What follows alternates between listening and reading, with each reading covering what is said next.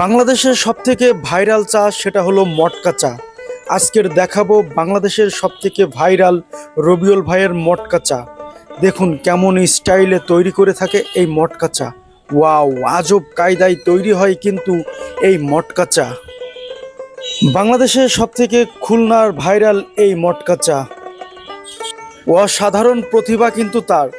সবথেকে আকর্ষণ হলো তার স্টাইলিশভাবে চা তৈরি করা। ভিডিওটা সম্পূর্ণ দেখলে বুঝতে পারবেন রবিউল ভাই অভিনব কায়দায় কত সুন্দরভাবে চা তৈরি করে থাকে। সবথেকে এই চায় আকর্ষণ হলো এই চায়ে কিন্তু আগুন ধরে যায়, সেটা আপনারা দেখলেন। আর এটা কিন্তু মাটির কাপে খেতে হয়। এটা পার পিস বিক্রি হয় 50 টাকা। রবিউল ভাইয়ের চা খেতে গেলে আপনাকে কিন্তু আসতে হবে খুলনা ফুলবাড়ি গেট বাস স্ট্যান্ডে। তিনি সকাল থেকে রাত অবধি বিক্রি করে থাকেন এই চা। রবিউল ভাইয়ের হাতের মটকা চা খেয়ে যতটা অবাক হবেন তার থেকে বেশি হবেন তার হাতের জাদু দেখে।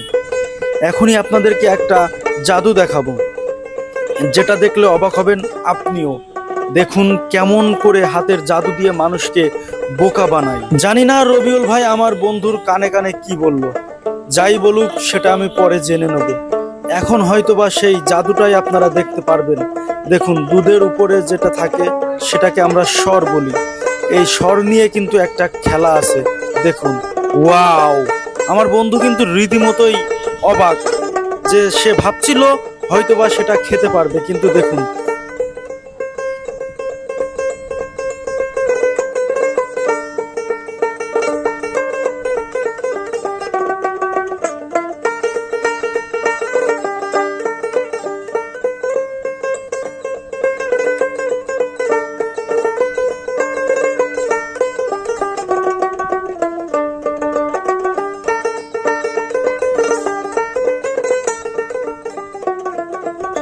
ওয়াও, বলছিলাম না তার কাজ দেখে অবাক হবেন। দেখুন কত কায়দা করে মশলা দিচ্ছে।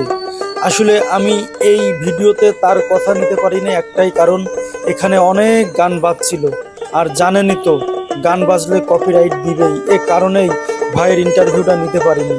তার কাজ সত্যি অসাধারণ। এই রবিউল ভাইয়ের হাতের কাজে কার কাছে কেমন লেগেছে, বা আপনারা যারা এই রবিউল ভাইয়ের মটকা চা খেয়েছেন অবশ্যই কমেন্টে জানিয়ে যাবেন। ভিডিওটা ভালো লাগলে একটি লাইক কমেন্ট শেয়ার করতে ভুলবেন না।